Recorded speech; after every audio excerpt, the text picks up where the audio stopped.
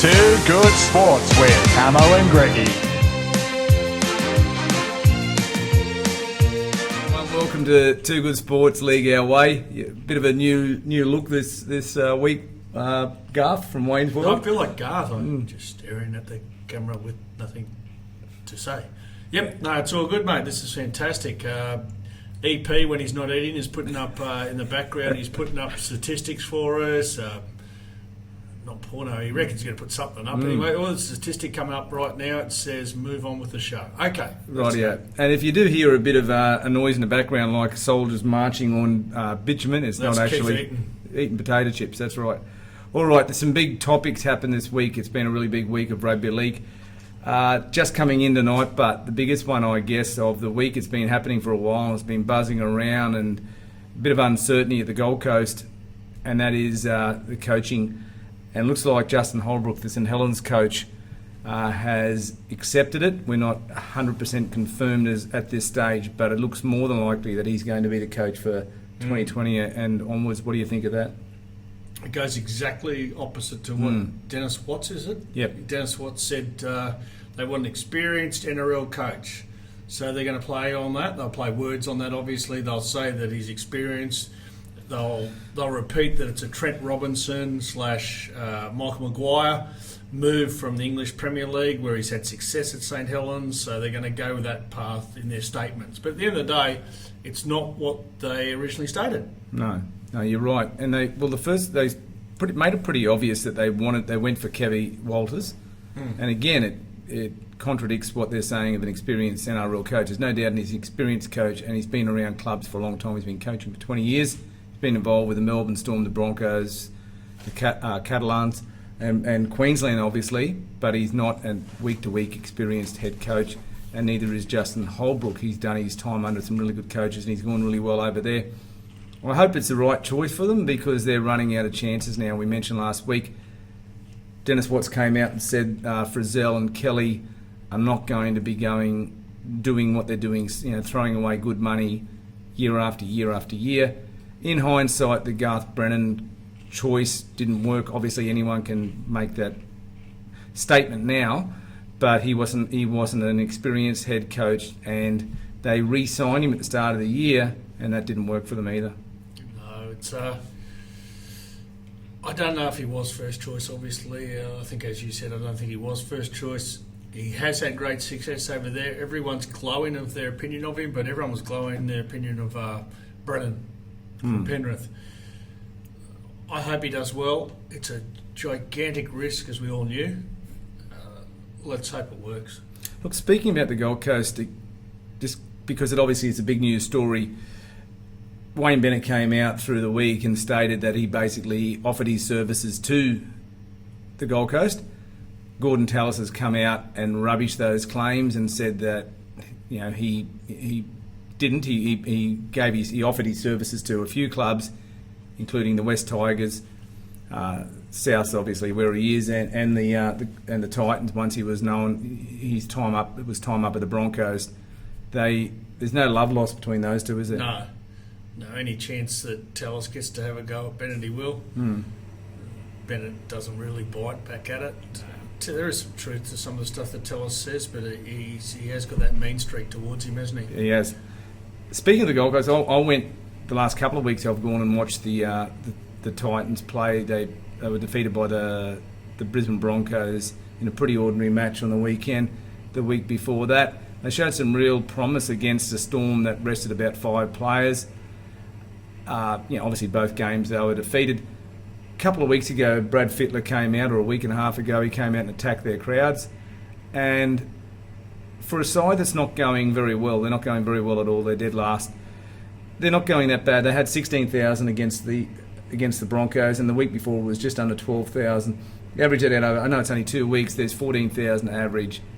I think a few sides would like to have those crowds. Mind you, a fair few of them are from the opposition, but they're still getting the crowds there. All right, some other big news, Greggy. The Warriors were robbed again, and we just keep talking about dud calls all the time, don't we? I think it was a dud weekend for the referees. Not just referees, it's the adjudicators afterwards. So I've heard that Jake Trbojevic has got off with just a couple of points, but no Yeah, grade hasn't, one. hasn't been suspended, so they're not doing too well either. But yeah, on the field, I thought the Warriors. I thought the big one where they said that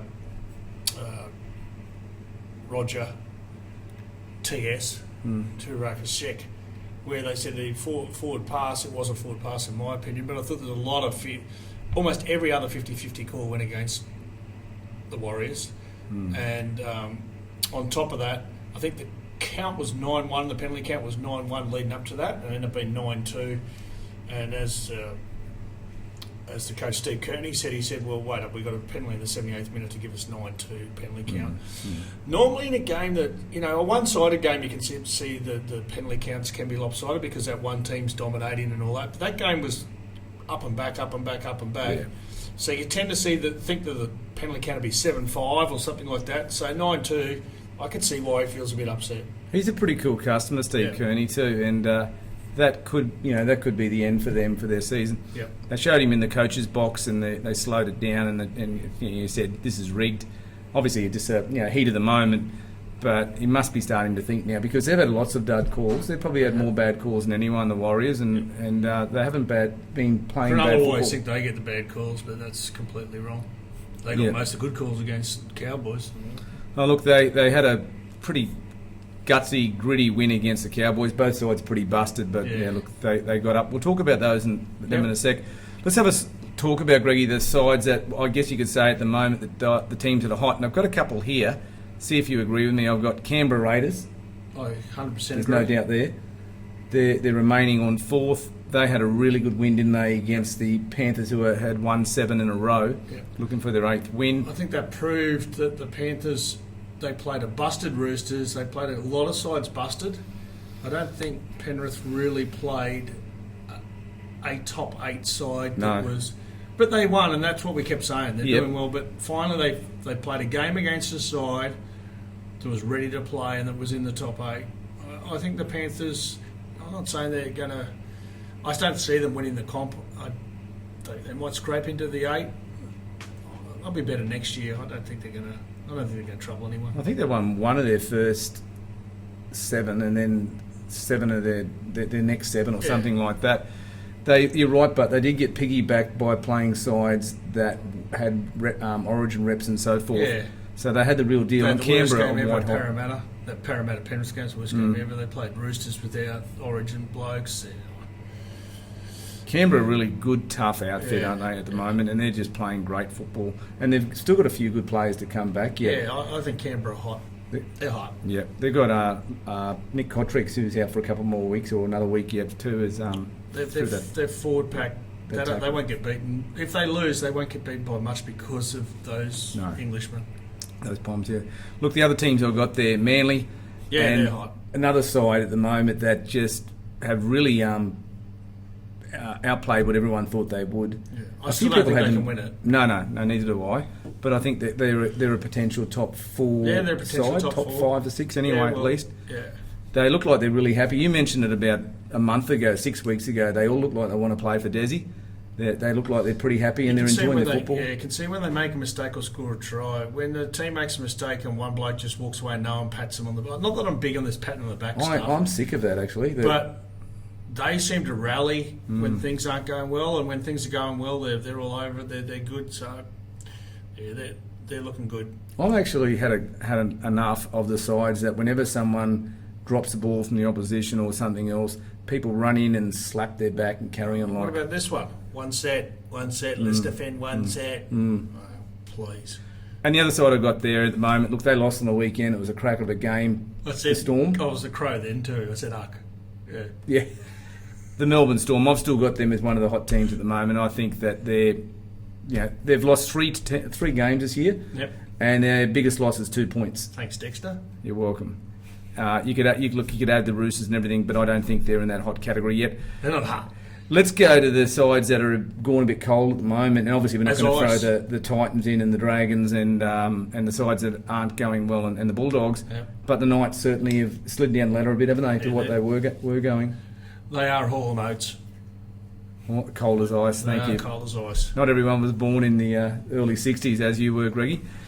And the Sharks, and I think they have been for a while. They beat a pretty depleted Cowboys side I still think they're going to struggle to make They that. were pumped. The Sharks, they're always pumped. They're pumped for Gal.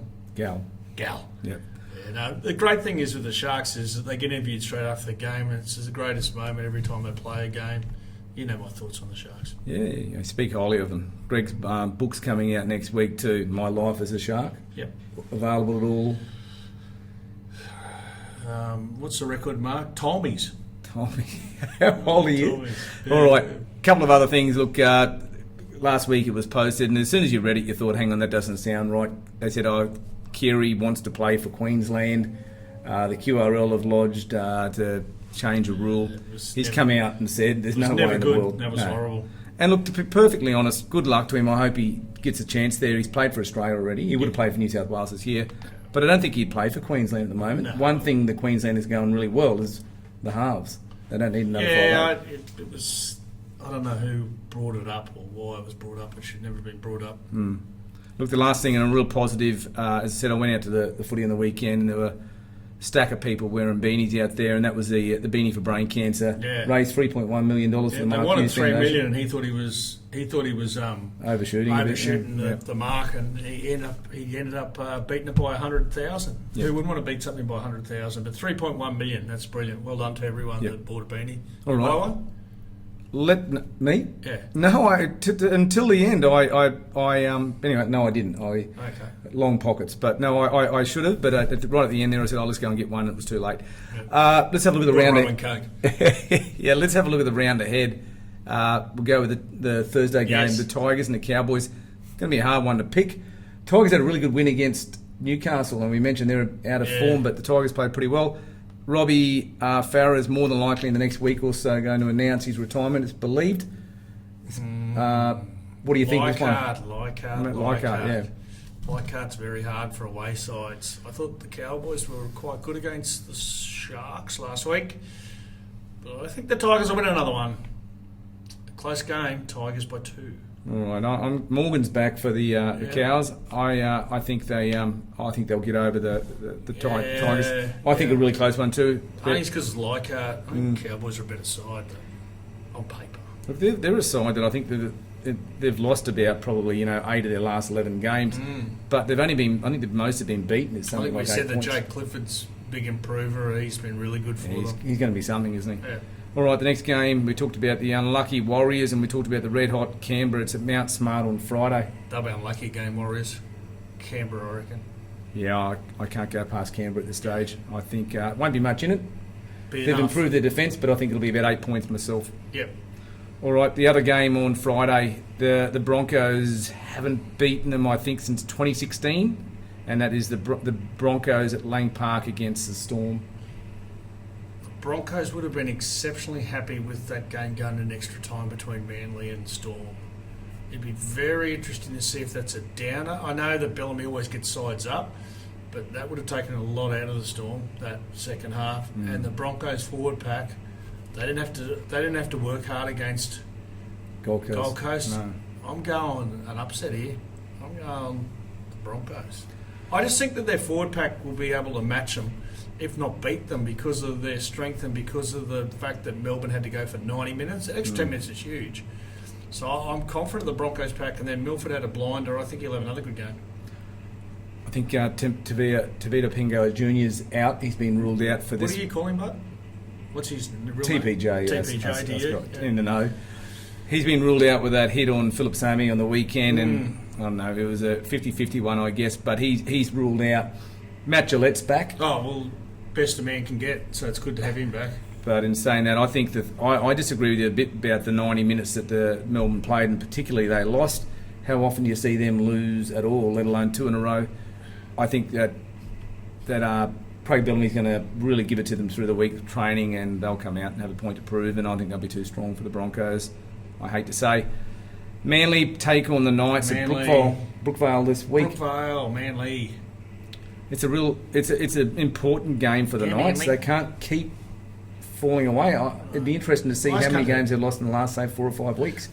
So we talked about the Storm and the 90 minutes. I think Manly will be lacking a bit of energy too. They get an extra day's rest than the Storm gets. So based on that, the Knights are in such a hole at the moment. Are they?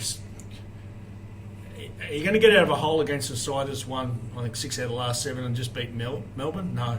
I think Manly win. Yeah, me too. I think, especially at home, they'll be too strong at Brookie. The Travoy Penalty just count are will be playing 10 that well. Penalty count will be 10-3 as well. Yeah, yep.